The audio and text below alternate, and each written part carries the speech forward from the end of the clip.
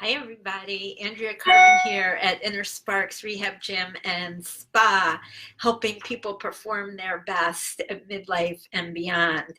So this is Peripheral Neuropathy Month, and to continue this theme, and why I'm excited is because there's so much more we can do, and the conversations I can have as a trainer and a therapist are so hopeful.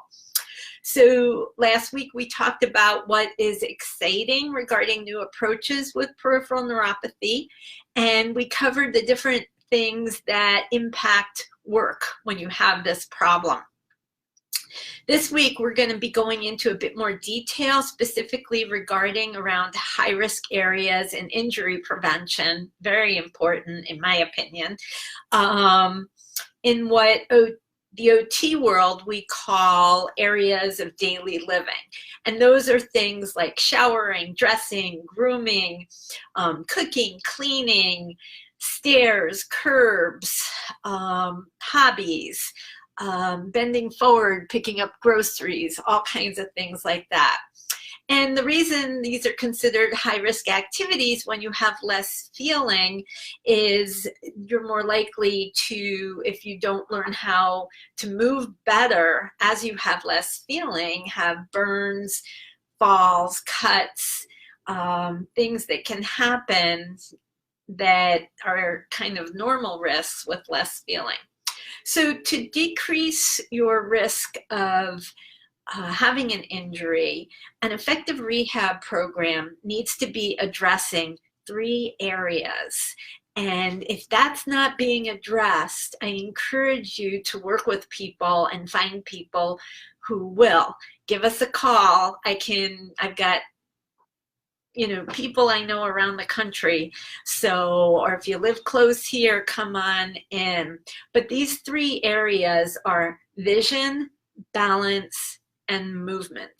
3, if you're not rehabbing all 3 areas and it's not specific to the activity you're doing where you're creating movement patterns that are more efficient, despite the fact that you have the neuropathies, you're more likely to continue to have pain, and you're more likely to have to slow down in your life in ways that you may not want to. This is because everything in the nervous system is connected. It's one big thing, and that's the beauty of it. So even if we do lose connection in one area, we can use all these other nerves. There's a zillion nerves in the body, and we can use those to accommodate and adapt. And that's actually how the body is designed. So if you improve one area, you get benefit over the others, and your risk of further decline and injury decreases. So let me give you some examples here of what I'm talking about in terms of vision. So, we might put glasses on, like I'm at readers now, and I'm in my late 50s, so 1.5 does come up, but it doesn't necessarily compensate for some of the problems that happen if my eyes and my movement aren't talking well to a part of my brain called the cerebellum, which is regulating control. So even if my eyes are working and my hands are working, if they're not talking well, things like trying to clip your nails can become very challenging. And we can do stuff for that and specifically retrain. This is one of my games. It's called the Brach String, and it's a little knotted, but we start working on training the eyes for the activity. We can use things like this to train the eyes, but we do an activity analysis to look at what the activity is, what's happening in the hands, and what's going on in the communication. So this is important because if you remember when you were a kid, if for any of you who took piano lessons or guitar lessons, you did the exact same process because your nerves, your eyes, your balance didn't know how to coordinate all that to play the beautiful music or to strum the beautiful chords. And when we lose some sensation, then something else has to pick up. Let me give you another example.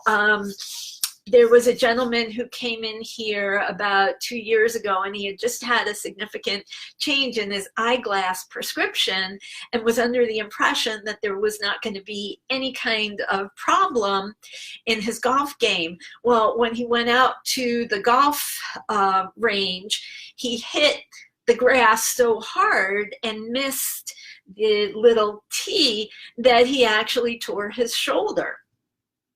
And that kept him out of his golf game the whole rest of the summer.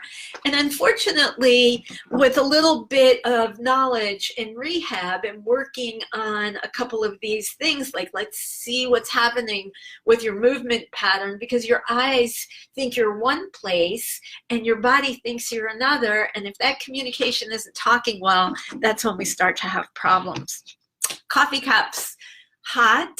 We don't feel as well in our hands. We think we can walk, and geez, there's even been a lawsuit about hot coffee cups. I think McDonald's had one.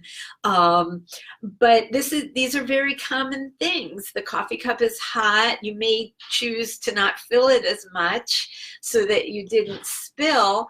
But what we really want to pay attention to is making sure that your movement, how well you're moving. If you're starting to get shaky, that's a sign that the cerebellum is not talking as well, possibly, or you have some reflex patterns that are starting to kick in. These are things that happen in the compensation, and we can work with that. So how are you shaky when you're moving? Is that part of the neuropathy? If it is, we can work with that.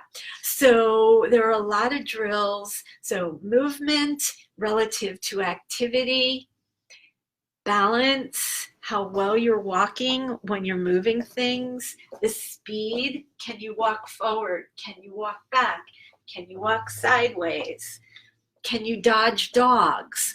All those things. Do you have to look down while you're walking?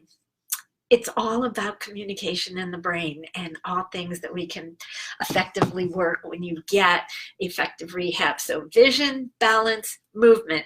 Keep that in your mind, and peripheral neuropathy is not going to be nearly as painful or nearly as debilitating. Take care, everybody. Give us a jingle if you have any questions. Like the page so I know you want to hear more. Take care. Have a great day. Bye-bye.